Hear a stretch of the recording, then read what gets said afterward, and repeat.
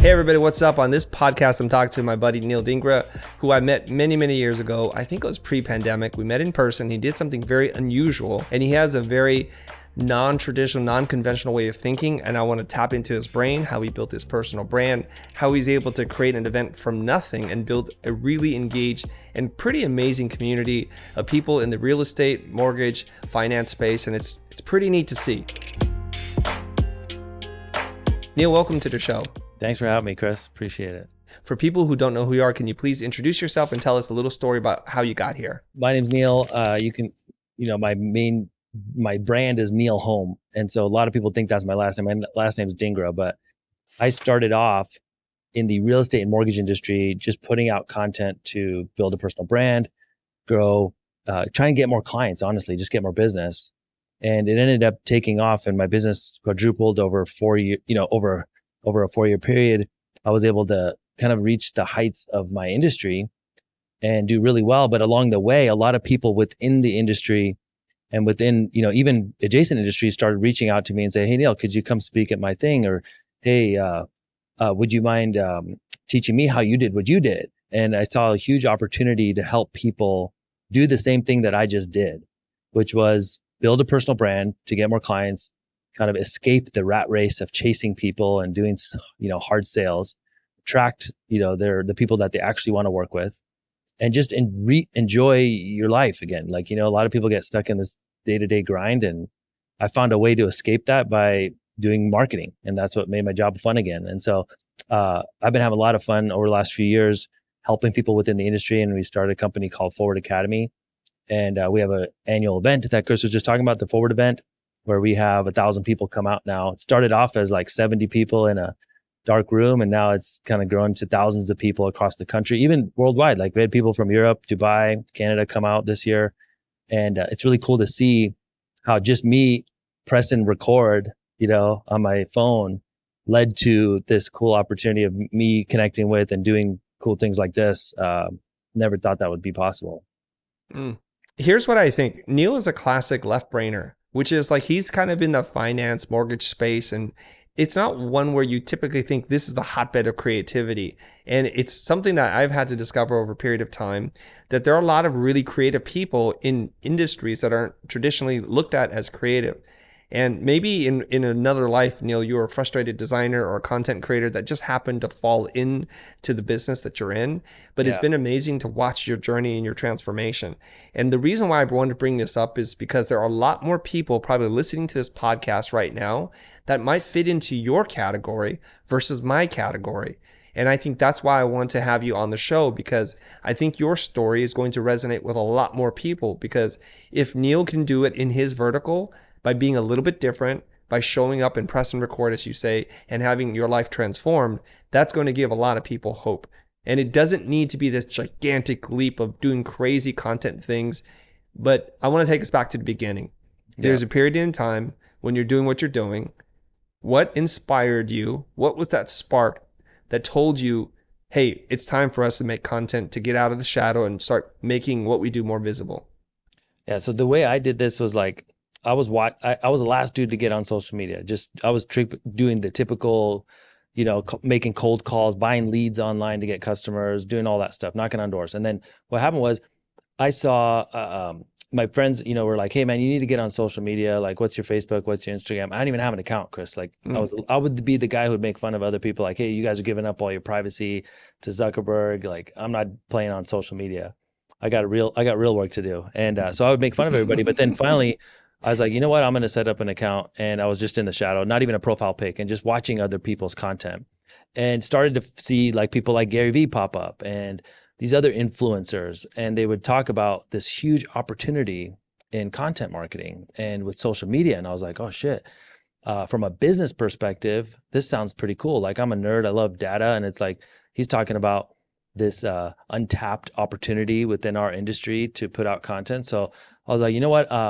Let me go to a conference and learn, some marketing stuff. So there was a marketing conference coming up, and I ended up getting a ticket to go to this thing.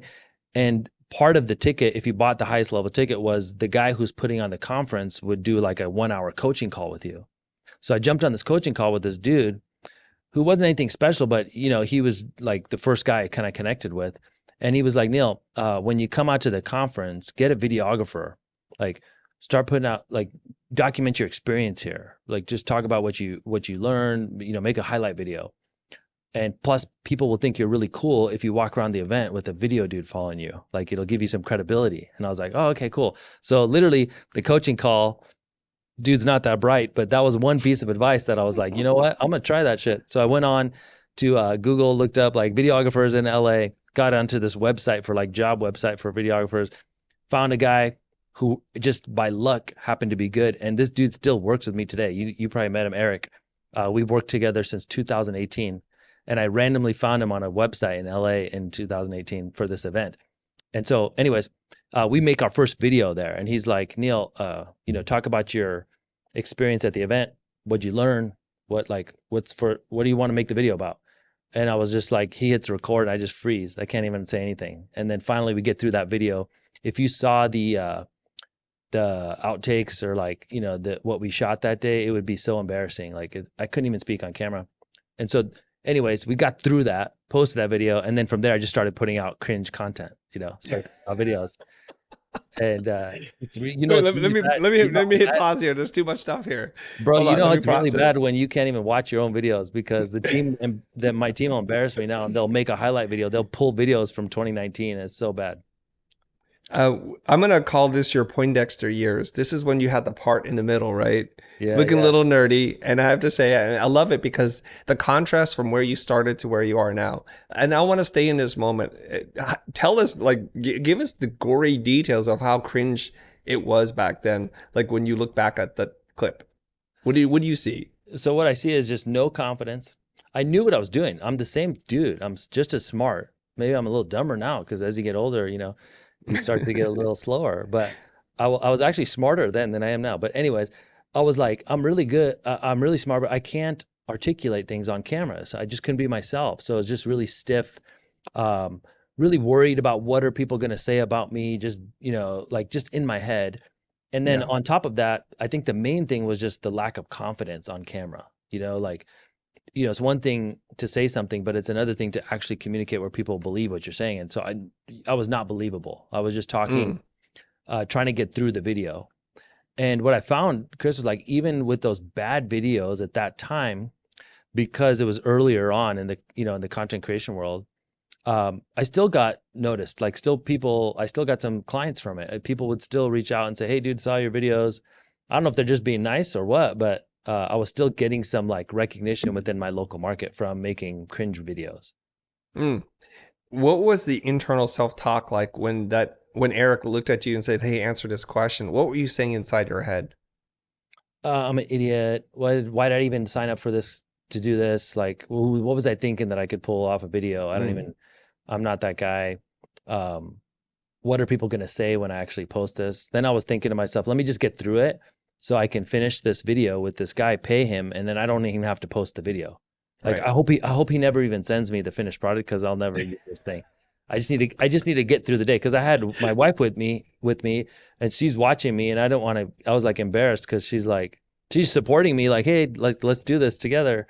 And I was like, man, I'm probably looking like an idiot here. And so my main thing was just let me get through it, and then I'll get to the other side of this thing. Well, thanks for sharing that with us, because I think that's what a lot of people are saying. I mean, you're so self-conscious, hyper self-aware. Your wife's there, this professional videographer's in front of you. You're the only person who's in the spotlight, not knowing what they're doing. And that saying to yourself, I just need to finish this as ASAP so I can just end this, throw away the file. I never want to see this again. I'm just going to survive the day. And that was just 2018, 2019, right? Correct. And then so what's funny story is, while we're shooting that video, this guy's with a gimbal and I'm mic'd up and we're watching out, and then he's getting highlights, B-roll of me just walking in and out throughout the day. I would walk up to the other thing that the guy told me, who on the coaching call was like, hey, there's going to be influencers there. So at this conference, Chris, was Patrick Bet-David, Bradley, Grant Cardone. And so I was in the VIP section. So I would go walk up to them to say, hi, love your book. I'm a big fan, say whatever I would say. And my videographer would capture the B-roll of me just chatting with these people so that we could use it in the highlight video. So it would be like really cool footage for me to use in the future. And I had no idea that I would need that footage, but like the dude told me to do it, so I just did it. So Mm. anyways, like while we were there, a dude comes up and was like, "Hey Neil, could you sign my book, my like program book for the conference?" And it was What? some younger guy. He wanted my autograph because he thought I was something special because I had a videographer following me around. I was like, man, dude, that guy was right on the coaching call. People think you're cool if you have a videographer with Yeah. you. They thought I was like one of the speakers or something, you know? So some random kid thought you were somebody because you had a videographer because of proximity. You're in the VIP section. He Yeah. sees you speaking to other people, so you must be someone noteworthy. And then, of course, only noteworthy people have videographers following them around, or so we Correct. think. Yeah. So it was Yeah. like, oh, like perception is reality. Like, you can. Yeah. So then it was like, okay. And then when I finally got that video after it got edited, I think it's like kind of like God's work, like luckily the dude I worked with was really good at video. He was super nice. We became friends right away. And so it was really cool. Like he made this dope edit of the thing where I barely spoke in it, but the video was really good. Like he cut down the speaking times for me because I was so bad, but he was a good video producer. So like he made it look really fun and Mm. cool. And he grabbed all the shots he needed. It was actually like better than what the event was producing.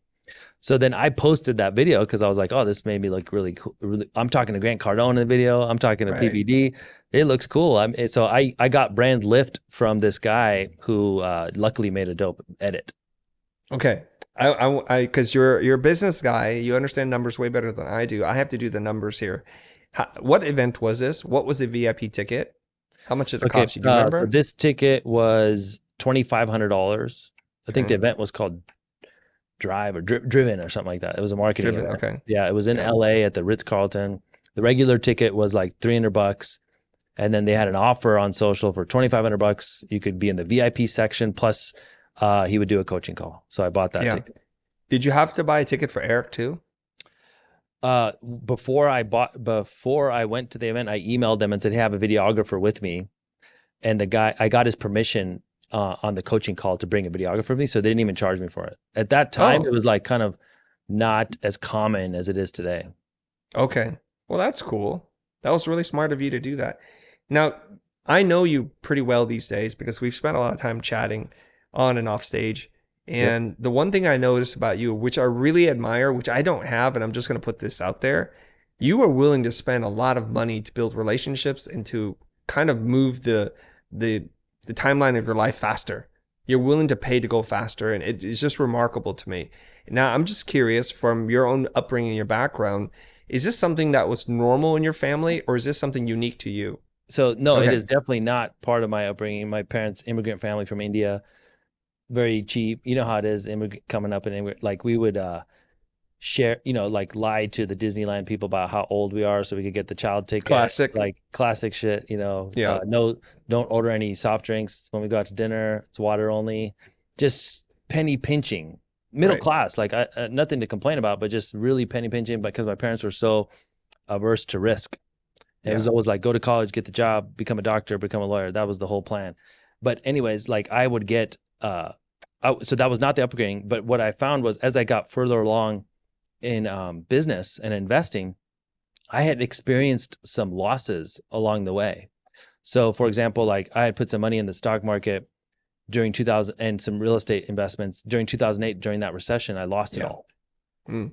and then but so it was kind of a dark time. But I quickly came back through business, and so it kind of changed my relationship with risk because I realized like money's a tool, you could use it, and then dude, what's the worst that happens if you lost all your money? So like a lot of us, like, you might be perfect, like you might be watching or listening to this, or you could think back to when this was in your life, when you had no money and you just kind of were paycheck to paycheck. I was kind of happy during that time, bro. Like I wasn't like broke, like starving. I was making decent money, like 2, 3 grand a month. And I lived with some friends and we had fun and I would make money and spend it and make money, spend it. And it wasn't like a dark time. So I was thinking like, well, what happens if I went back to there? But now I have the knowledge that I have in business now. So what I found was like, the best investment I've ever made, the skill to make money. to get clients, to get business. And so, along the way in business, I would do different marketing things, not on social, but just different sales and marketing things to make money. And I was always able to do that. So even when the worst case happened where I lost everything and came back from it, it just changed my whole feeling about money. It was like, okay, well, I could spend this. There's upside. There's also the worst case scenario where it turns out to be that $2,500 I spent on a ticket could be a complete waste of money. But what's the upside? And so it just started opening my eyes to that. And so as I started to spend money in personal development, my risk tolerance changed. And I was like, okay, I spent $2,500 and it worked out. Next time I'm going to spend 5K. Next time I'm going to spend a 10,000, and kind of just leveled up from there. Along the way, I spent money on things that were a complete waste of time and money. It was a scam. But I also found things that were not, and I got a 10x return or 100x return on the money. There's a common thread here that I see in thoroughbred entrepreneurs, and I would describe you as one, is your propensity to put money at risk, knowing that sometimes you're going to lose, but in the long run, you'll win, and that's how you play the game. And if you make a small bet and it works, you're like, let's see how far this bet can go and just make increasingly larger bets. And so I want to highlight a few of those moments, and then we can talk about whichever ones you want. The way that you and I met was very unusual, and you did something that no one had done before, but it has since done. You basically booked a 1-hour coaching call with me, and then you kind of pulled a little thing, but we'll talk about that. Like, I want you to tell that story and what your thinking was, because I want people to understand the way your brain works, because it's fascinating to me.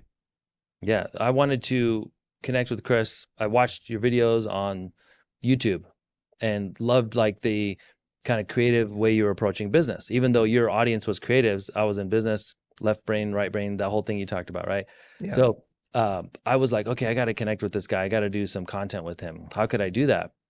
And I went to your website and you were selling coaching calls. And this was luckily before you raised the price of these, right? Mm-hmm. So I got kind of lucky. It was a sweet spot there where you were undervaluing your time, I would say. Yes. I think it was $500, right? Yeah, I think it was 1,000. 1,000. Okay. I think since then it's gone up to 5K, maybe more. I don't know. Yeah, it's 5K. It's 5K now, but luckily this was before inflation, right? So I was able to book the call at $1,000 price point. And then I DM'd Chris and I said, hey, Chris, I booked a call with you. I've already paid for it, booked it. I'm actually going to be in LA at this time with my media team. Could we do the call as a 1-hour podcast at your studio? We'll come to you, make it easy. And to my surprise, you messaged back, said, yeah, let's do it. I was like, oh shit, it worked. Let's go. And so we ended up booking it, coming to your studio at the time in Santa Monica. And we shot an hour episode there live, which then I turned into probably 20 pieces of micro content plus an hour-long episode on my YouTube channel. And then I got a lot of brand lift because, hey, Neel, dude, how were you sitting down with Chris Do? Like, you're at the Futur in Santa Monica doing video with content with Chris. I'm like, yeah, man, like, you should be following me. Like, you should be learning from me. I'm doing some big things, So I was using it. And then I would leverage that episode to get the next person and the next person. Yeah. My previous guests included Chris Do. Then I did it with somebody else and so on and so forth. And it just I just got a lot of, I got a lot of brand lift from that, even though I wasn't necessarily that good with my own content yet. I would leverage other people. So if I could just ask you a few questions, and I remember watching back that interview, my questions are terrible. Even like I was scared because like if you get a dumb interview, sometimes Chris, you'll actually tell them they're kind of dumb in the interview. You'd be like, can you rephrase that question? I don't even understand what you said. And I was like, oh, let me re-ask the question. For clarification, I just want everybody to know when I ask somebody to rephrase, it's not me thinking you're dumb. It's just I want to make sure I understand the question. Yeah, but to be fair, my questions were terrible. Like I was I was rambling, no confidence on camera, same kind of problem. But it's also just like, dude, just jump in. What's the worst that's going to happen? And so how do you get to a good interview? Well, you do some freaking bad ones first. You know what I mean? Right. So that's how I did it. So I did that. I did the same thing, Chris, with so many other people, that I got to connect with. There was leaders within my industry. I would do the same thing. I would somehow buy their product or service, or if they had an event, support their business. Because what I found was there's a hack to connecting with people who are above you.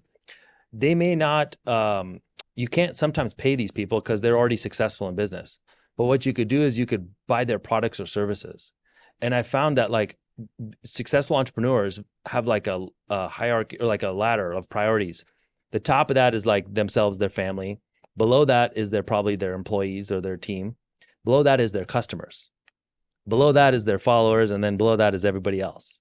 So how do you move up, like from follower, become a customer? If you become a customer, even if you bought something of $500, and you probably attest to this too, like somebody buys one of our things for even $100, but they message you and said, hey dude, I bought your thing and loved it. And you take the time to respond because they're a customer, so it just moved me up the ladder by saying, hey, I've already bought your thing. Can we do X, Y, or Z? And so I use that same strategy to connect with so many more people. Yeah, that's a great observation. You remind me of another entrepreneur friend of mine who lives in Taiwan. What he does is he brokers deals between really ginormous brands, multi-billion-dollar brands, and A-level celebrities. And he has to kind of figure out how he can get in touch with the celebrity. And it's a game that he plays, and he goes through all kinds of research and creativity to figure out how he can build that relationship. And you remind me of that same problem-solving thinking. Now, I'll tell you on the other side, here's what happened. Neil reaches out, books it. Okay, cool. We're going to do the thing. I don't know who Neil is just at this point. And then he sends, hey, I'm going to be in LA. Can we do this in person? And I think there was one more step in here where there was another message. So the relationship kept changing slightly, but maybe that's just my faulty memory. And then you're like, oh, by the way, can we film this? And instead of doing this, we'll do this podcast. The reason why I said yes was no one had asked me this before. They'd book me for coaching. They would ask me to do podcasting, but not in this way. So I think there's the novelty of something being the first in that just, I'm like, I don't know who this guy is, but let's go for it. If it doesn't work out, I'll never do that again. If it works out, it'll be fine. And I think there's something about you. And let's take it to another level. Tell the Billie Jean story. Yeah. So Billie Jean, I was 2020, so I'd gotten better at content, had some business growth, and I was getting a lot of people reaching out to me from within the industry to do coaching and do, my programs and things like this. So I saw Billie Jean speak, and if those of you don't know, his company's called Billie Jean is Marketing, BGIM, and he is kind of like at the time, and he still is today. He just doesn't do as much of it, but he was the king of like paid ads and media and sales and online sales and digital marketing. So emails, videos, YouTube, Instagram, whatever. So I saw him do one of these talks at one of the events I went to, because I would be a sponge. I would go to all the events and learn. I would create content in the hallways. I would go to try and grab people. Another side note is I would go grab people who spoke at the event as they were coming off or getting in the hallways and say, hey, my name's Neil. I'm creating a highlight video for this event. Could we grab 5 minutes really quick? And we would shoot a quick interview with that person. Now, they might have thought that I'm making a highlight video for like the people putting on the event. I didn't say I was, but I would just, say, hey, I'm making a highlight video. So I would connect with so many people. So I did that with Billie Jean. And then I ended up following him. And so one day he's on social. This was maybe 6 months later. And he posts on his story or his feed, I can't remember. He says, hey, I'm looking to take on a one-on-one client, and I'll mentor you and give you the blueprint and help you blow up your business this year. DM me if that's you. So I just said, message him. And I was like, dude, I'd be interested. And, he messages back. He had gone through some of my content and gone through stuff. He's like, I think it might be a good fit. He asked me some questions about what I wanted to do to make sure that he could help me. And then he drops this price on me that made me a little sick, Chris. He says, hey, it'll be a year and I'll work with you. You can use you'll come out multiple times. You'll be working with my team. My team will help you implement this whole strategy. We'll do it together. It's $100,000.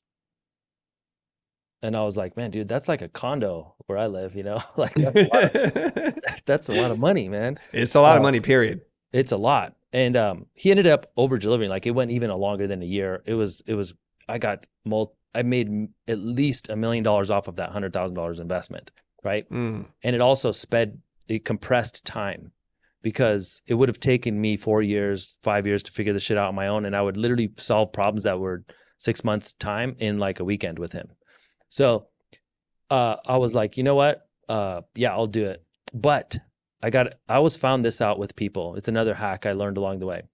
Whenever somebody quotes you a price for something, instead of trying to haggle with them to reduce the price, just try to get them to add more things to it. because by haggling with them, it's almost like undervaluing what they said. Like if I said to Billy, hey, could you do it for 50? He might have just said, fuck off, like he may not have wanted to do it.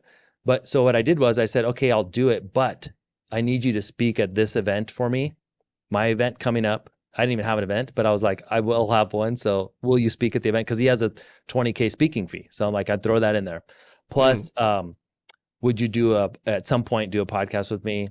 And, I just kind of threw in a few things extra and I said, if that works for you, I'll do it right now. I'll send the money. I'll wire it tomorrow. And he's like, done. I was like, okay. So we worked out the deal. The next day I'm supposed to wire the money, Chris.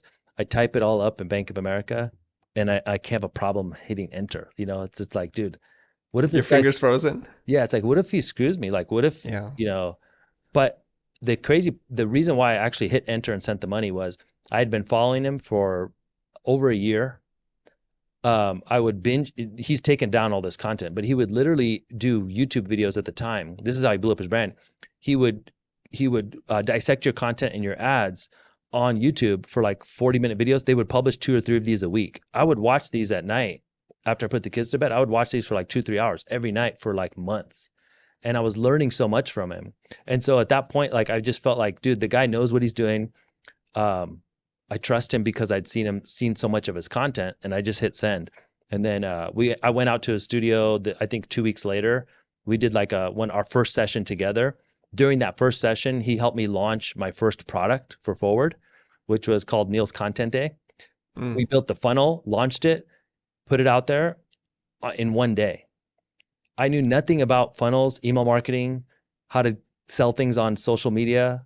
I did it in one day, Chris, with him and his team. So we would sit at a round table with Billy, and he had all of his team, 5 people there. So we're like brainstorming. Somebody's literally over here building the funnel. Somebody's over here like getting the copy ready for the email sequence that comes after somebody comes in. Somebody's giving me a Google sheet with like what to say to the people on the phone calls to get them to book with us. And we did the whole thing in one day. And that was just the first session I had. So literally in the first session, I was like on my way to recovering my investment. And I was like, oh shit, I made the right decision. Mm. I have to ask you this question because I think I met your wife when you came out to our studio in Santa Monica, right? Yeah. Whitney was there. Now, Whitney's kind of there always by your side in the background somewhere. How does she feel about you throwing money at things like this? Sometimes it works and sometimes it doesn't. Is she a ride or die, or does she like, hey, honey, can you like slow down on some of this? What's her thoughts on this? So I'm a little crazy, like as we talked about earlier, where I'll find a way to make it work. You know what I mean? So we've never gone without. We've had times where we weren't, as comfortable for sure, but I've never not come through in terms of being on my financial being the provider. She's never had to worry about that. So I think that because of that, she gave me a little bit more rope, like luckily I didn't hang myself, but like she gave me more leeway and she wouldn't really question what I'm doing. As long as everything's taken care of, we're comfortable, you can swing for the fence is the kind of attitude we have. Luckily, I never had a huge financial loss other than 2008. And at that time we had just gotten married. So it wasn't like we were already starting from scratch. So it wasn't like she came in and I was rich, then I lost everything. That wasn't the way. Right. Like we started from dirt. So we were together when, we were pinching pennies to go to Olive Garden. So it wasn't a big deal, I think and it's kind of like she comes from meager upbringing and we didn't have money to start. So it's kind of like, oh, well, like worst case, we go live in an apartment. I'm cool with that too. Like she's not like worried about living in some $1 million house or anything like that. Right. So she's super scrappy and because you guys had that baseline, it's like we kind of know what this looks like, so we can play a little bit and see where this takes us.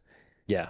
And I think for anybody who's like spouse doubts them or is giving them, critical feedback for what they're doing with money and things, and especially when it comes to business and risk taking, it's because maybe you haven't been a person of your word, like maybe you're the guy who always says you're going to do something and then you don't do it, and so I think you can quickly flip that around and get them to fully support you if you just start following through on the things you said you were going to do. And it could be as simple as like, yeah, I said I was going to show up at home more. I said I was, hey, you know what? Like you've been kind of letting me down around the house. Can you do like you said you would help me with this and you didn't do it. like just those little things, they all reduce your credit score with your wife. I Mm, think we have a credit score with our spouse. I got a really high credit score, Chris, but like that's because I do what I say I'm going to do, yeah. and I've had times where that credit score has dropped and it's got me in trouble, and she's checked me on it. She's like, you know what, dude, you haven't, you bullshitted me on this. You didn't say, you said you were going to do this. You said you were going to do this and you didn't do it. I'm Yeah. pissed. And I was like, you know what? I guess you're right, man. I have been dropping the ball. Mm. Can you give us an example of one of those moments when you dropped the ball and you had to reconcile the balance there? Yeah, like I think a lot of us in the entrepreneur space have all gone through this. Some people won't ever tell you, but I'm happy to share because I think it helps people. I had a period where I just took my eye off my marriage just because I was so excited about what I was doing in business. And so you don't really notice, but it's like death by a thousand cuts. It's the little things that just start stacking up. It's like, hey, you know what? Remember when you used to be really pumped to like plan a weekend to take your wife somewhere or go to this concert or do stuff? You start doing that less because now you're getting your kicks from this business and the new Facebook ad you're running and the new content. And wow, dude, that video just blew up on YouTube. Like that was where I was getting all the rush from. And then it stopped being about me and my wife. So then, if I'm being honest, I was just taking my eye off of that. It wasn't like I was being a bad dad or husband, and I was still providing. And then you can quickly get into this negative mindset, which I did for a moment, which is, hey, I'm a really good provider. I'm like, we're living comfortably. My wife drives a Range Rover. We're good. Like, you shouldn't be complaining that, I didn't do enough date nights or like I wasn't fully attentive at dinner time. Like, I'm providing all the money. And so what I found out, which is a hard truth, I think a lot of us have to, being a provider is only one slice of the pie. Coming from immigrant background, Chris, my dad, it's like in India, it's the whole pie.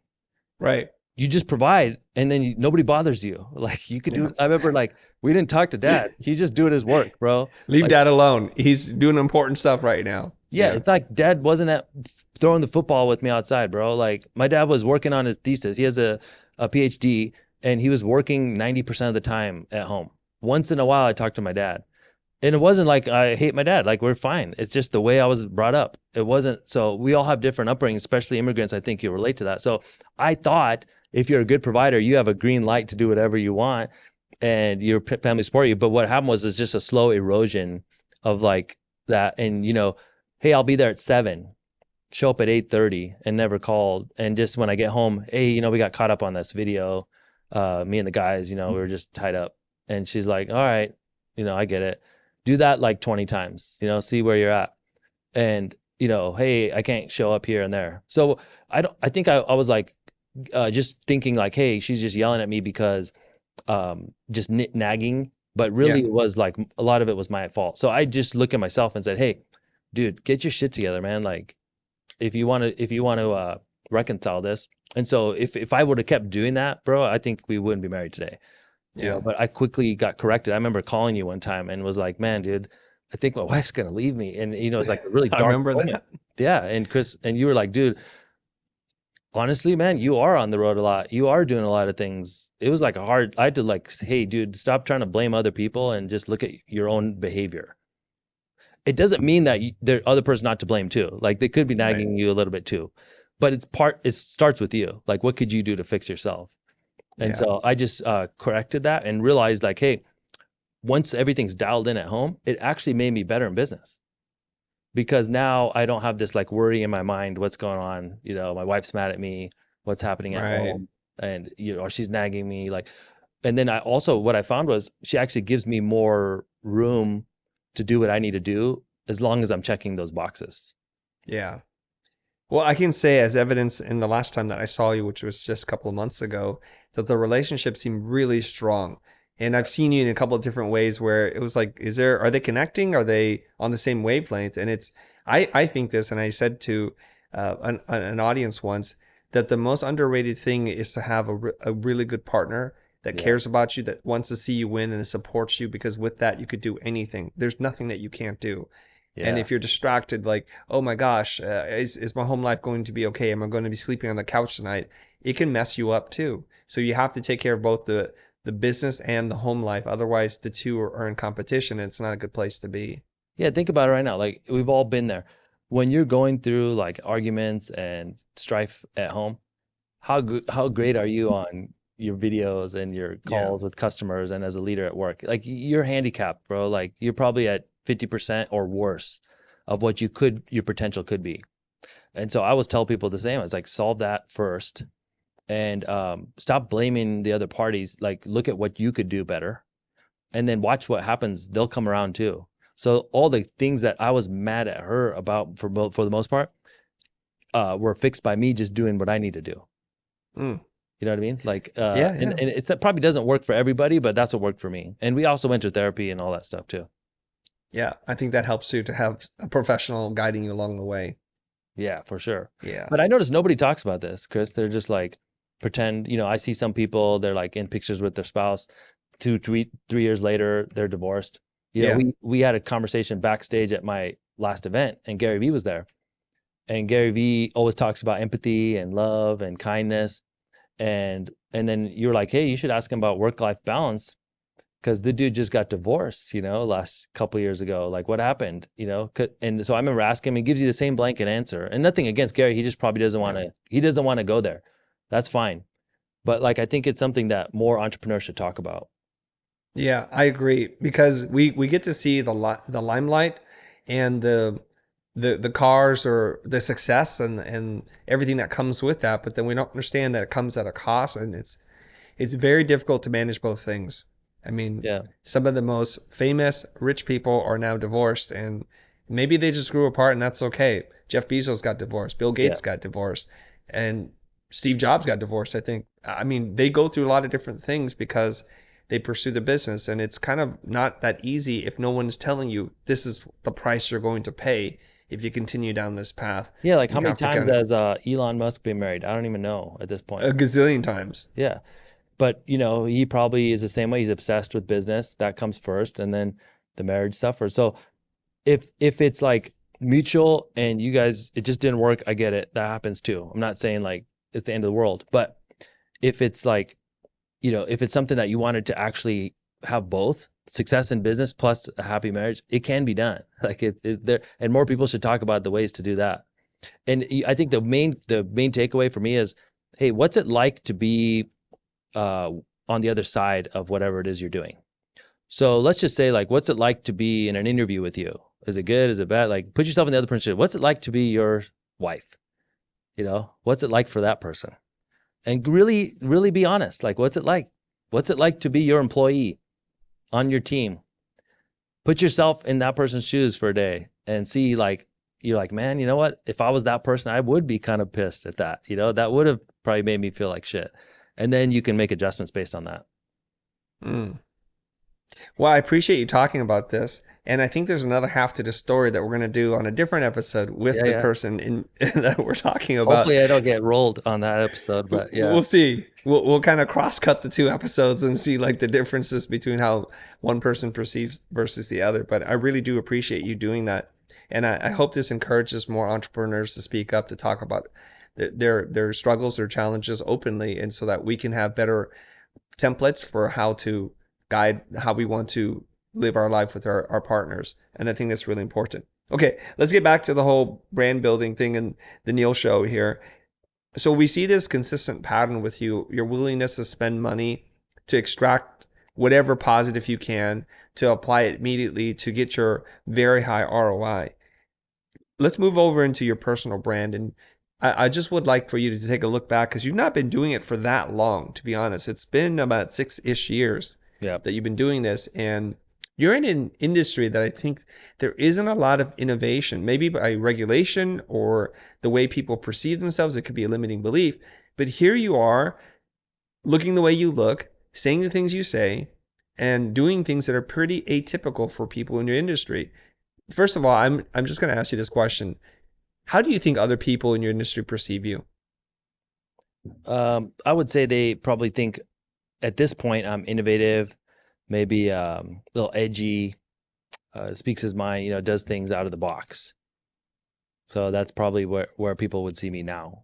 It wasn't always like that, but now as I've kind of found my lane. Mm-hmm. Okay, I would add to that relentless, honest, and sincere. And it's just like a no BS kind of guy.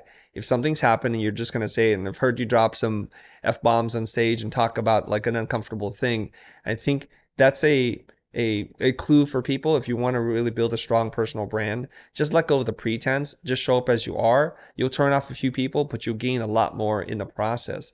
Now, along your journey, talk to me about the decisions that you made that started to shape the old Neel into the current Neel. Yeah. So that was, you know, most people don't know this about me, but I grew up kind of like skateboard culture. And then I got into some trouble with the kids who were skating. So then my parents took my skateboard away. And then what I replaced that with, Chris, was music. So I started playing drums. I was in a metal band, if you can imagine that. Then I got into alternative rock bands. And so I spent probably from like 15 to 21 in that culture in bands. So then at some point right after college, I was working in a bank to pay the bills. My brother's in this industry, a mortgage industry, and making a lot of money. This was right before the 2008 crash. He's like, "Hey, Neel, you got to get in here. There's a lot of money in this business. You need to do this." Got into that, and then kind of left all the creativity behind. And you and I have talked about this before, but like the business kind of beats the creativity out of you, and then you just kind of do the things that work, the tried and true things, and over time you lose all creativity. Like you just kind of it goes away. And so for a decade of being conditioned in the industry, all my crayons, all my drumsticks, all my guitar, it kind of the guitar's in the corner, it's got dust on it. The drum set I replaced with the electric drum set so that I could play in the house. Then the electric drum set we sold because it was a clothes rack. We don't, I'm making money now, bro. You don't need to be doing all this other shit. But so I lost all that stuff. Then what happened was, as I started to get into content, I started to get the creativity back. And then as I got more confident with it, I really that's where I think I was getting so much fulfillment from, was like creating good stuff, finding out why it works, and then trying to do more of that thing. How do we hack attention? How do we get more people to sign up? What are the things we could put in our videos or subject lines or whatever it is to get people to take action? All these kinds of things I fell into. So along the way, I just started to be, I think you build a tolerance for just being more real. And so in the beginning, you might censor yourself, but then eventually you just said, you know what, I'm just going to be me, and something clicks. And then you're like, okay, now the content's actually working better because I'm not worried about offending someone or what they're going to think. If they unfollow me, I'm cool with it. If they, whatever, I'll just do it. I'll just be me. And so from there is, I think, when it really started working for me. But that was like 2 years into creating videos. And then it becomes a process from there. Same thing with speaking. I was super stiff. My mouth would go dry. I was really worried about, I would really rely on the slides and just be robotic. But then along the way, I just said, forget it, man. I'm just going to be myself. And then the speaking got better as well. And so I got more comfortable with that. So I think it's just reps, and then you get to be yourself. And then along the way, I stopped caring about like how I needed to show up. So if you look at my older content, you said Neil's Poindexter's got the hair parted, and I would wear, the banker's shirts. And I never liked wearing those clothes, but it was just what we had to do at work. I said, you know what I'm going to do, Chris? I'm going to switch out the collared shirt for a polo shirt because I'm more comfortable, and I hate wearing these ties and suits and shit. So I stopped wearing the suits and tie, and then I started using polo shirts. And I went to the meetings, and people were still cool with it, and it was fine. Then I switched the polo shirts for t-shirt because I always wanted to just wear t-shirt. And because I had a little bit of brand and people had seen my stuff, they were cool. They didn't treat me any worse. In fact, the meetings went even better.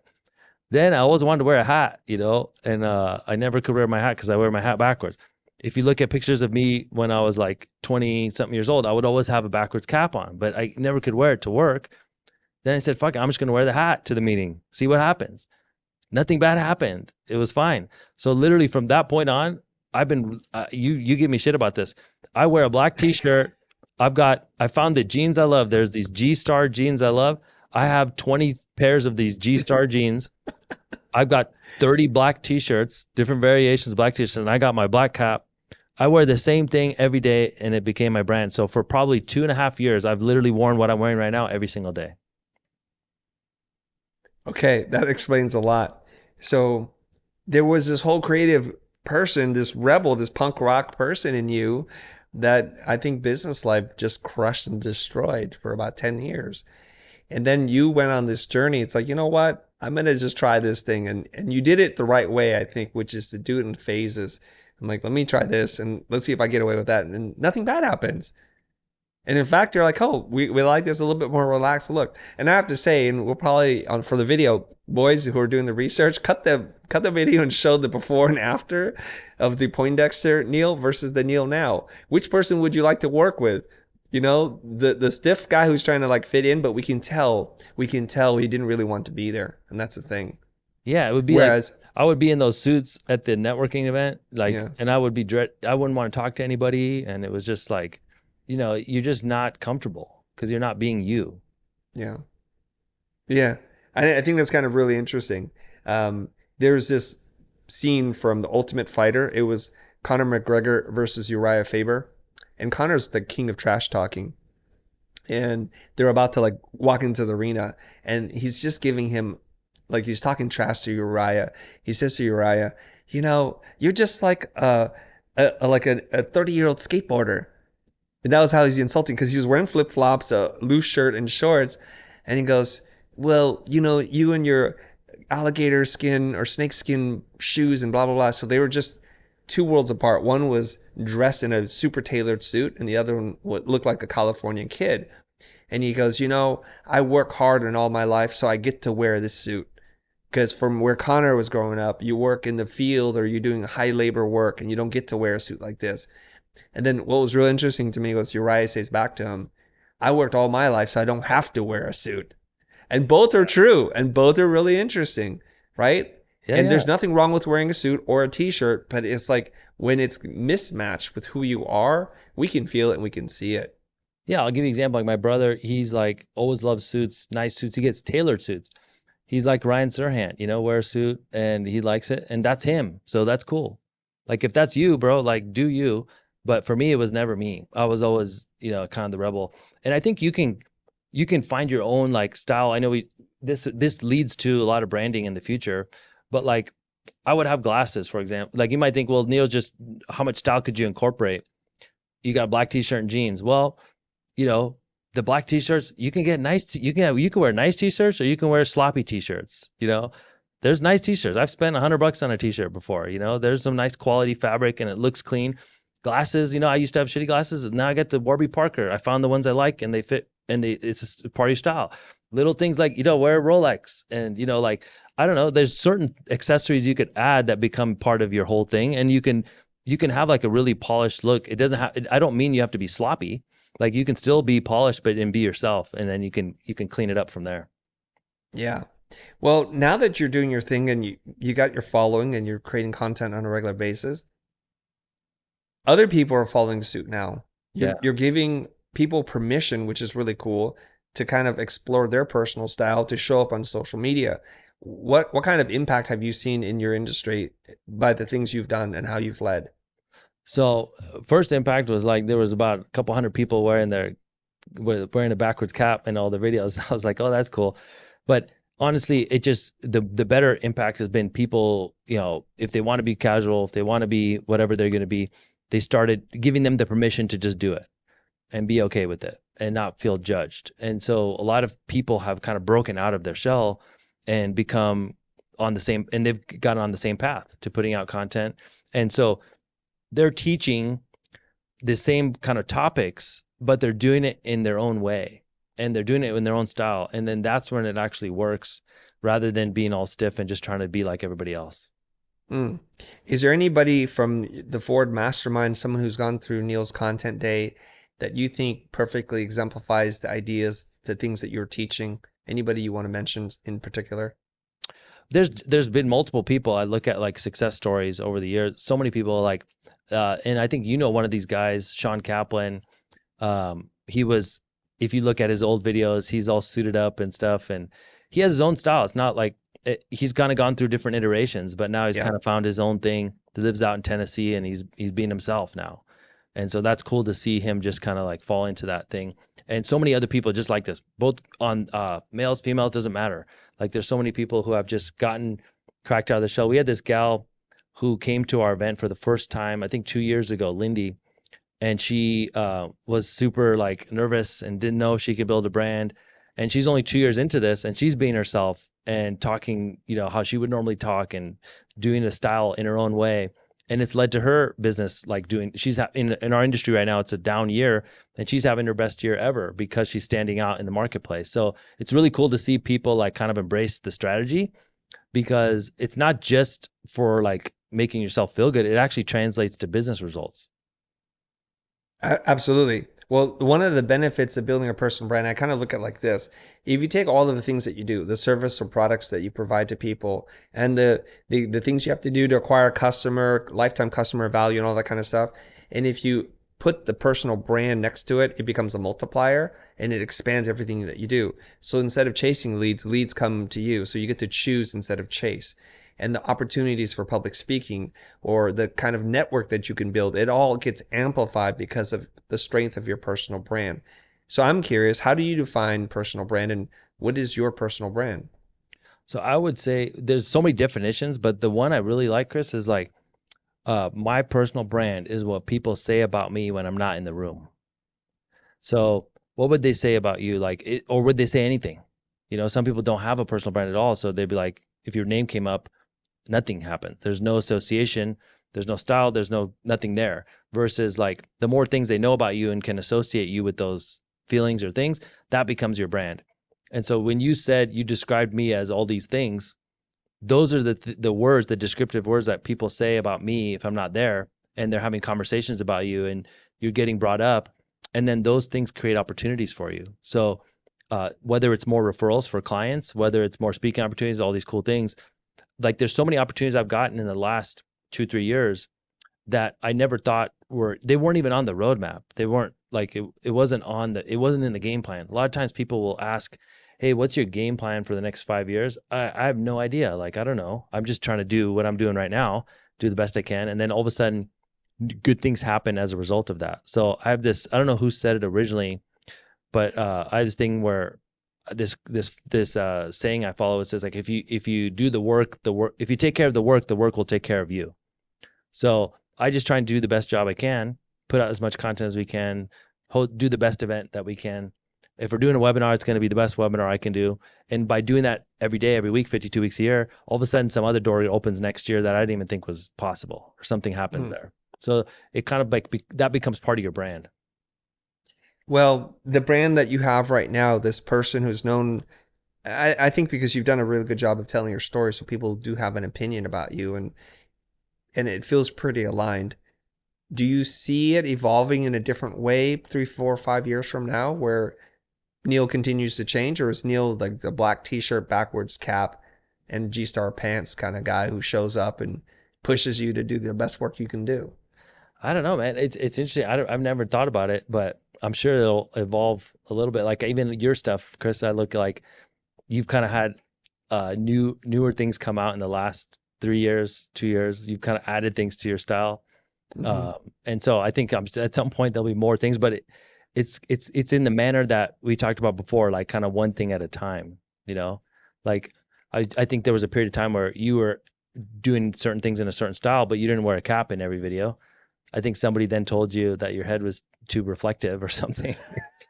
And then all of a sudden you had to put a cap on in every video, but then they became part of your brand now. So like, Yeah. I'm sure there's something like that will happen for me along the way too. Yeah, I was in, I want to say like, I was in Amsterdam and I was at this office and I was doing a little fireside chat as part of a bigger event. And I was just sitting there in the back, just chilling for a little bit. I had my hat off, and then and then it was time for us to do our chat. I put my hat back on, I go up on stage, and they asked me like, "Hey, how come you take off your hat? What's going on?" I said, "Well, it's not the most comfortable thing for me to wear, but I will show you what it looks like with and without the cap." And it's kind of like the same reaction that people get. Like if you take your glasses off, they don't recognize you anymore. Yeah. And then you put your glasses back on. It's like Clark Kent, Superman, Clark Kent, Superman. So I had actually polled them and I said, do you prefer the cap on or off? And no, cap on. Like we can't figure it out. So now it's like it's become attached to your identity. One of the things I try to encourage people is really think about the silhouette. Like if we are all stripped naked, we're all pretty much the same. Different, shapes and sizes, but we're all pretty much the same. But when you wear the cap or glasses, it changes the silhouette and it becomes part of your identity. I don't know if you do this where do you ever talk to your kids and you take off the glasses and they have a weird reaction like, who's that? Yeah. It's the same thing. And so it becomes part of it. So we want to be pretty intentional because the more you show up as a certain thing, you kind of get stuck a little bit. Yeah. So that you better be So comfortable in it. It better that's not right. be, it's got to be you because it becomes associated with you. So I think that the more consistency you have there, imagine like you went to Starbucks and every Starbucks you went to had a different color logo and a different thing. Right. It'd be like, dude, I'm sure the name would have its own brand association, but the actual colors and feelings need to be similar. Like it would be weird. So I think of the same way with the way we show up. And so I introduce new things all the time. Like, for example, I always loved wearing the black cap, but we have red in our logos and a lot of the stuff for forward. So then I just do a little thing where we put the little red thing on the cap and kind of like make a little, like just introduce little things like that versus me changing out my whole shirt to red all of a sudden and wearing a red shirt every day. It'd be kind of Right. like a pattern interrupt. Yeah, I love that. And before we get out of here, I want to talk a little bit more about the forward community, the events that you're able to run. And you mentioned before, like the first event was like 70 people Yeah. in a dark room. It was a little dingy and maybe it wasn't perfect. Talk to me about the lessons you've learned in building this thing so that 1,000 people show up, fly to Las Vegas in the middle of summer, I have to say, and are excited to be here. Now, I want to give you a lot of credit because the kinds of people that I meet at your event, they're very different than the kinds of people that I meet at events that I go to. First of all, they're a little loud, they're very warm and friendly, and they're very effusive in their praise and just their generosity and appreciation for things. When I go to some events with designers, it's like, I think that person knows me or wants to talk to me, but they don't say anything. But at your event, people are like, Christo, from across the escalator. I'm like, oh, hey. And they come up to you and they give you this big hug. I'm like, whoop, okay, personal space, but it's all good. But Yeah. it's really genuine. I'm like, dang, these left brainers, there's a lot of heart in here, or so I think. And so I think somebody told me the fish rots from the head. So if things are going well, it's from the head. And if things are going poorly, it's from the head. So I think there's something about you, your ethos, and what you put out in the community that you have assembled. Talk to me a little bit about any insights that you've learned along the way. Yeah, this has been kind of a work in progress. But when I first started, it was about, hey, how do I get people to come to this event? What I wanted to do was just put together a really valuable event in terms of like, hey, I'm going to help the people with what they need the most. So who could I assemble to give them the most value? And I learned this from kind of Gary Vee stuff, provide the most value so that you can win. And I didn't know what my product or my offering was going to be. I just knew I had to put on a good event. So my first events were like classes for real estate people in my market before anything I started doing with Forward. And these were just small classes locally where I'd provide value, help them with marketing ideas so that they could get more clients.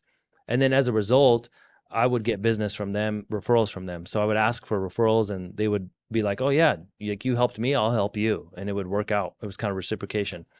Then what I decided to do was like, hey, why don't we do something a little bit bigger? This was during COVID, which was another problem because you couldn't do live events. So 2020, I was like, I'm going to start my first Forward event. How I came up with the name was I just literally started searching domains and found a domain that was available. And then that was what I named the event. And then I asked my like Fiverr graphics dude, hey, could you just throw together a logo for me so we could get this thing published? And we did it. And then the website's ugly, the logos are ugly. But what I found for me is like, I've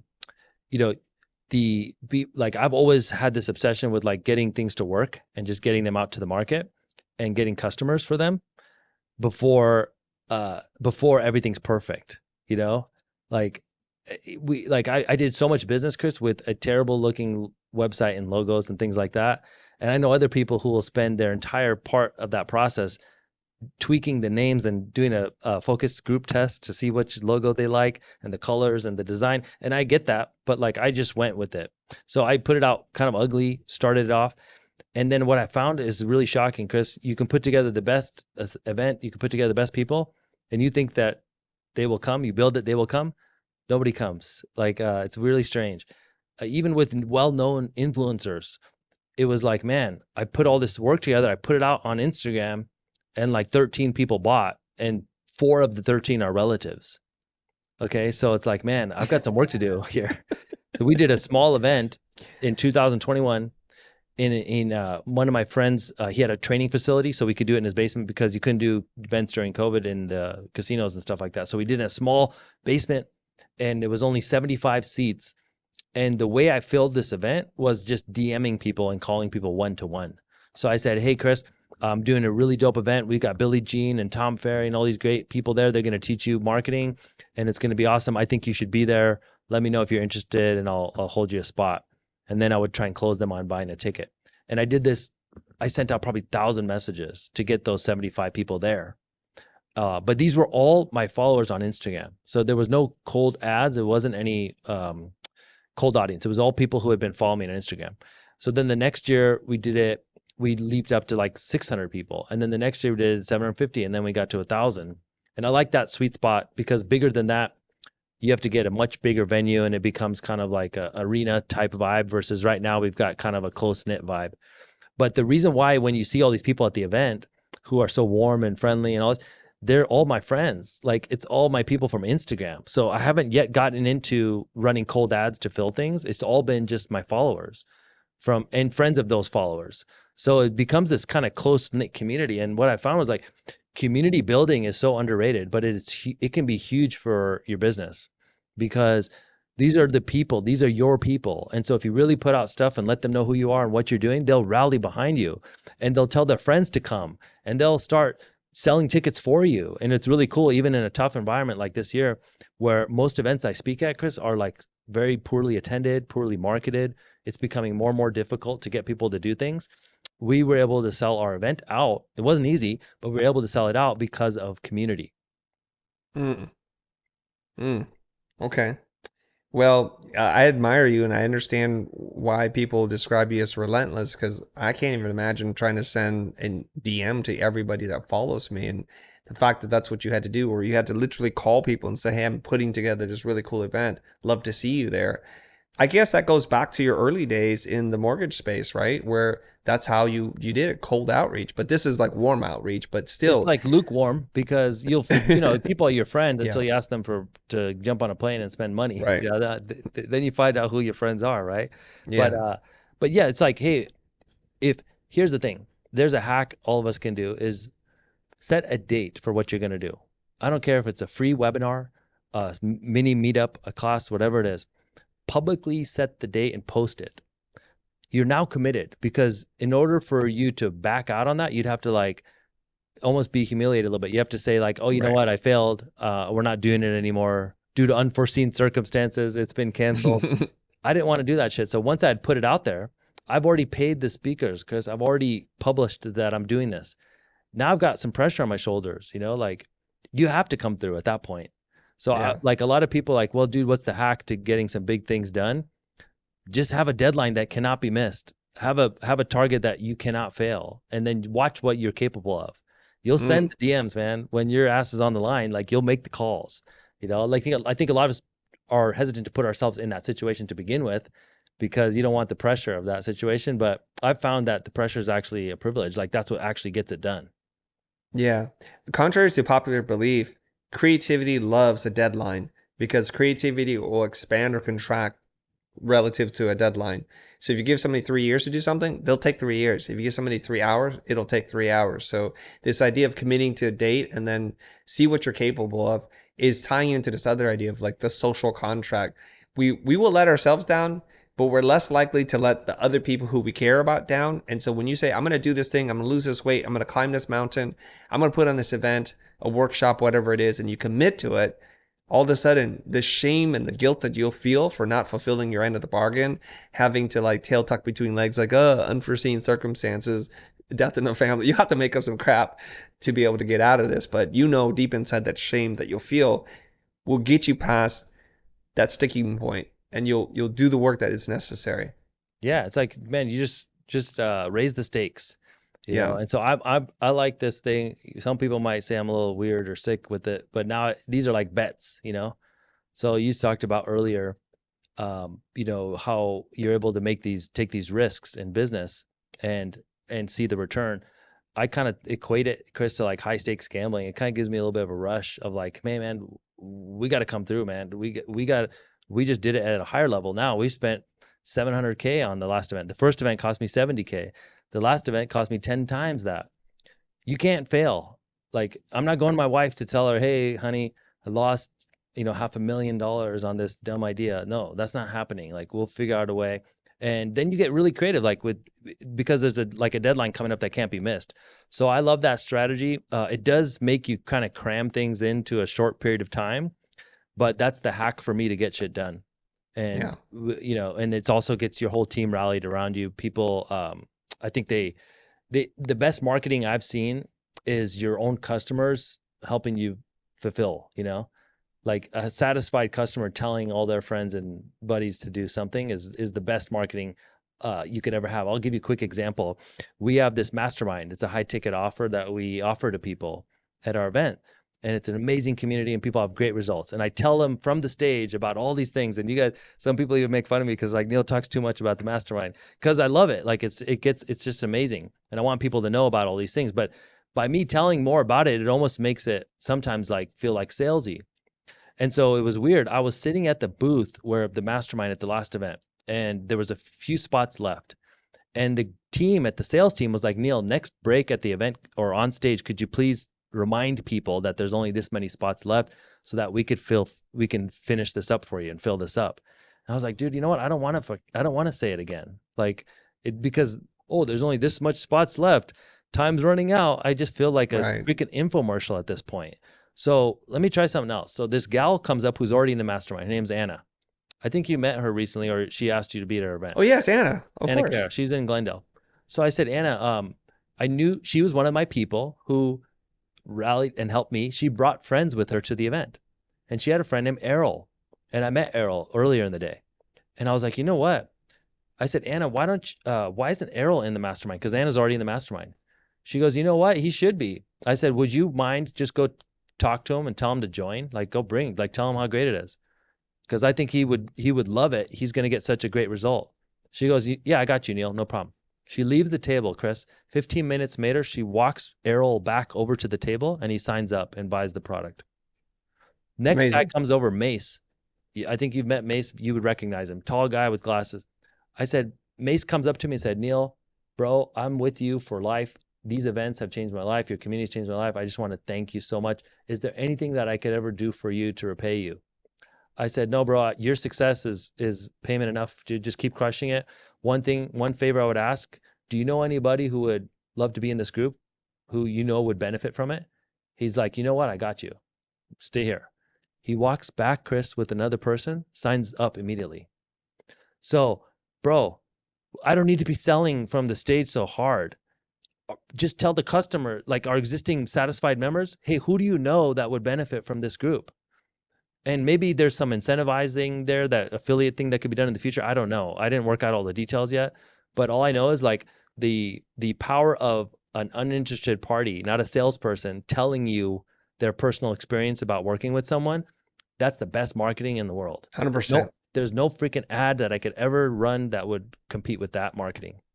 Yeah, 100%. Agree. Neel, I want to ask you two more questions. Do you have time? Yeah. Okay. There's something, there's like three questions, but I'm like trying to figure out which one I want to ask you. There's something that really surprised me about your community.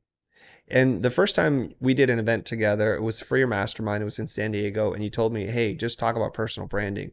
And I told this story on stage where I felt like really weird and awkward because I was thinking, I don't know if Neel knows what I do, but this seems like a misalignment.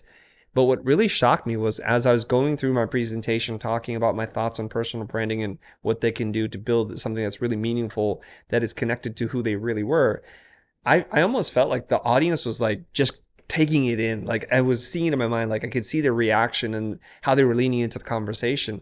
What is it about this group of people that is so hungry for this kind of creative spark that seems like not typical for them to want, but they have a voracious appetite for it?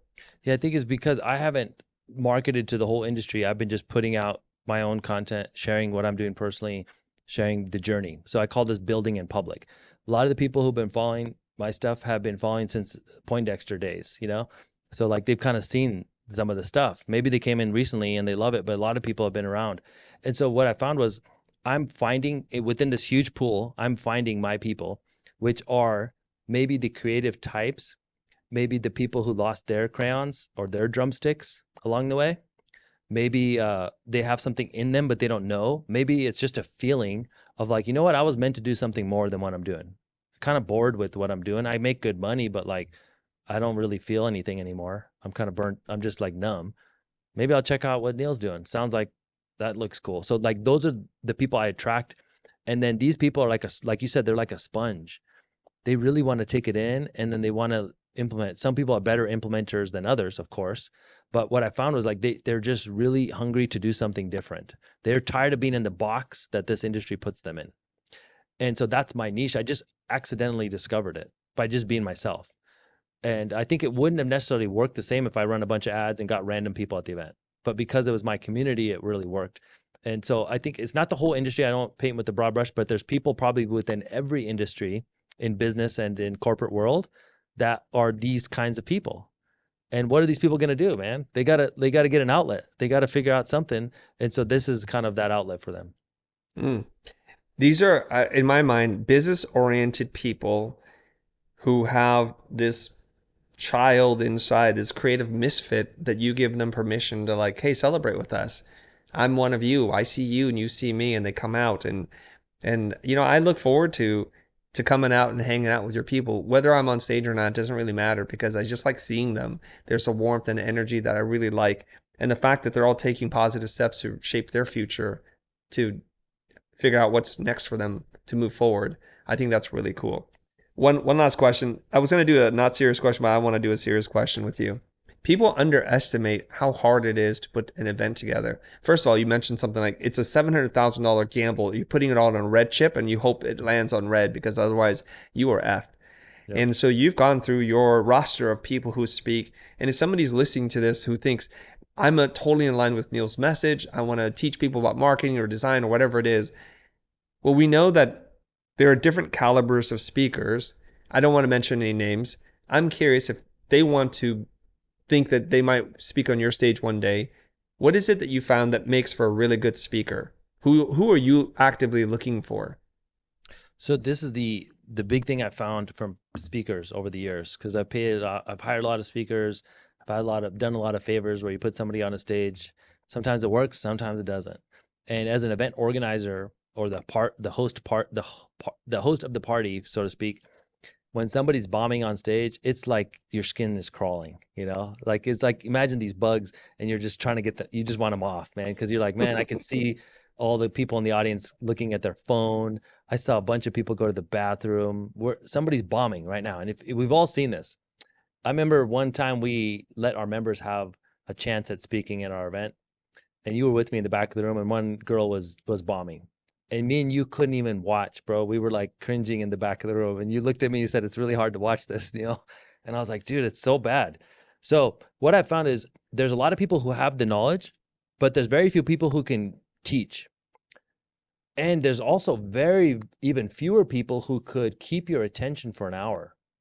So first of all, don't give people hour time slots if you're not sure, because 20 minutes, I mean, you could do some damage in 20 minutes, but at least it's not an hour, right? 20 minutes, we can all sit through that. Tolerable. Yeah, we can get through that. So if I was unsure on somebody in the beginning, I would give them a shorter slot. You can always expand if necessary.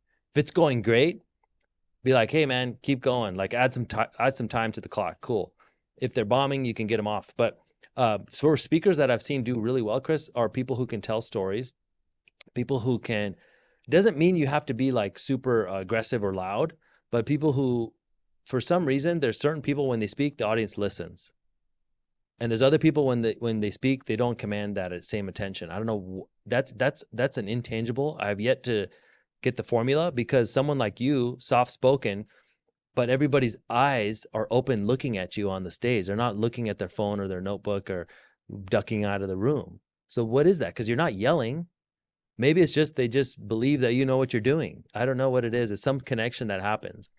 So what I've done as I've gotten further along and the stakes are higher now, where I've promised people that this is going to be amazing and I can't afford to have anybody bomb, is now I really go deep on watching previous talks.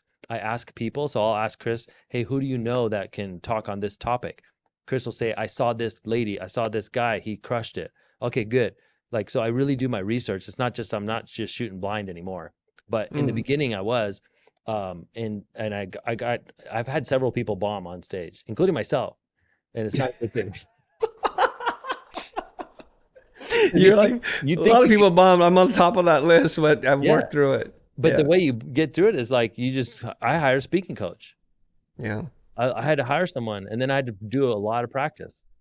And even to this day, I'll watch the film back, and I did a lot of ums and ahs, and I wasn't myself. And what was it that I did beforehand that got me off my game? Like, you know how it is. Like, what are the tweaks you need to make to get better? It's like, I think it's like sports.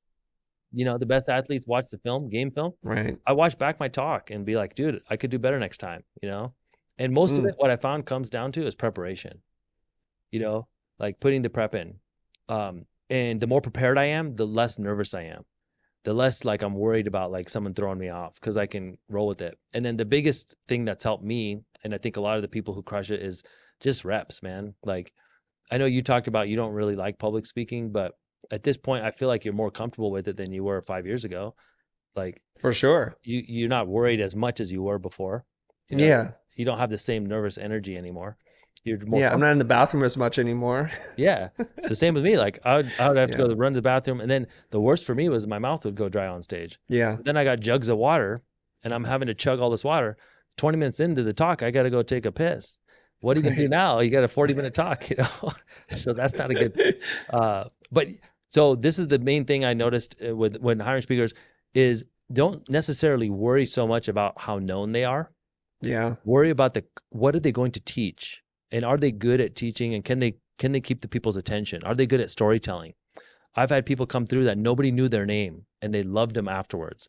People like Erwin.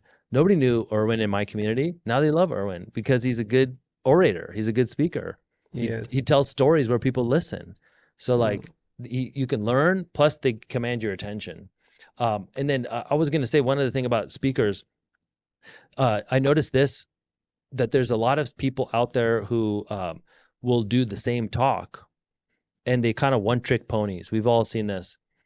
Now, you might think that this guy's proven or this gal's proven, and it's true. They have an amazing talk, and they check all the boxes, but they got one thing that they can do. And so if your audience has already seen that one thing, then it's kind of like not the best investment, because now they're just going to do the same thing. And I've had that happen a few times where I thought this is the world's top speaker in XYZ, and they are, but they only have one way of presenting, and it's just that same signature talk. So the best speakers I found are the ones who can make something custom for your people, or adjust. Even if they have like a standard talk, could they adjust it for your group? I think there's this thing where when we feel like it's a talk track Yeah. or a script that you read, whether it's real or not, if we feel that, then it throws us off a little bit. And so the ability to improvise or to tailor what you're speaking about to your audience and to update it, like that was the same talk you gave 7 years ago. The world's changed a lot in 7 years. AI wasn't being talked about. The rise and fall of crypto or whatever it is. A lot has happened. Like, how come the talk is the same? I think that's what throws a lot of people off. But I'm going to venture a guess, a hypothesis, and I'd love to hear your feedback on this. Yeah. I think speakers who have the intention to serve will always be better speakers.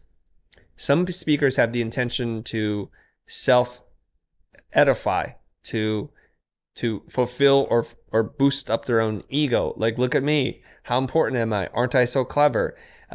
Isn't my success amazing? And they're not literally saying that, but they're behaving in that way. And I think some people are fooled by that for a little bit. But if you go to enough events, you're like, wait a minute, this doesn't feel right. I don't think they're here for me. They're here for themselves. And I'm not telling you I'm the world's best presenter or public speaker, but my intentionality is always, how do I honor the people that matter? Number one is you and Trevor. I want to make sure Neel made a bet on me and Trevor made a bet on me that I don't let them down. So I'm always thinking, like, what can I do better? How do I incorporate? Like, how do I serve them? And number two, and it's a very close number two here, is how do I make sure every single person, to the best of my ability, gets their money's worth? Because that's the responsibility that you entrusted me with, right? Not only did they buy a ticket, which is like $1,000, They flew out there. They're taking away time from work and family. They're putting themselves up in a hotel.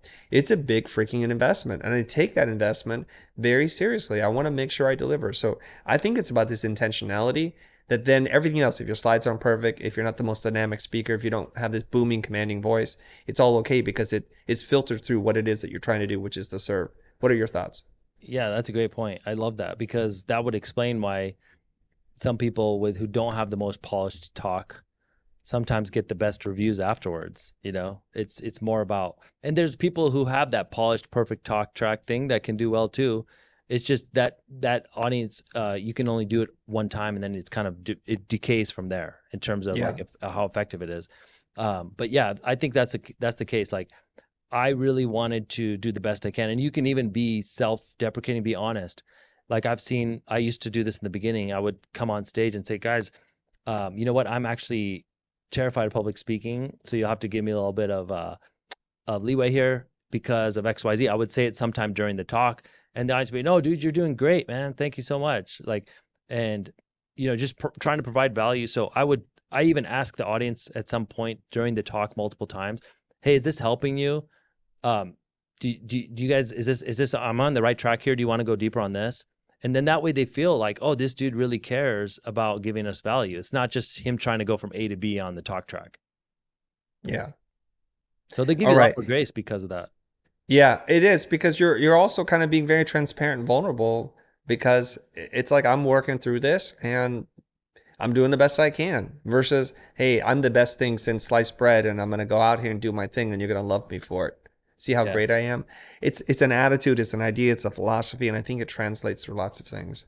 Yeah, I love that. And I think one thing that people can do who are trying to do more of this is, like, anytime you can incorporate actual things you've done into the talk, the audience doesn't care so much about how perfect you are as a public speaker, because you're teaching something that worked.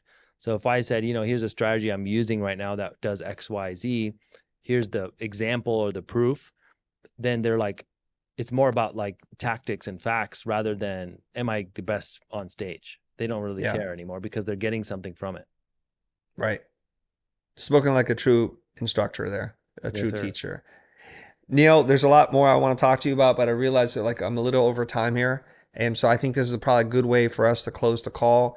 I've enjoyed your stories and your vulnerability, talking about your marriage, talking about how you built this from almost nothing to what it is today. And I think you're doing, like, of the people that I get to see, you're doing one of the best jobs out there as an event organizer. You're sitting there because we'll talk about, like, oh, how can we improve this? What can we do better? And you're never taking it for granted. And I think the people who show up for you understand that and recognize and appreciate it. And that's why they're willing to go to bat for you each and every single time. So I appreciate you for jumping on the show today, Neel. Thank you, man. Appreciate it. This has been fun.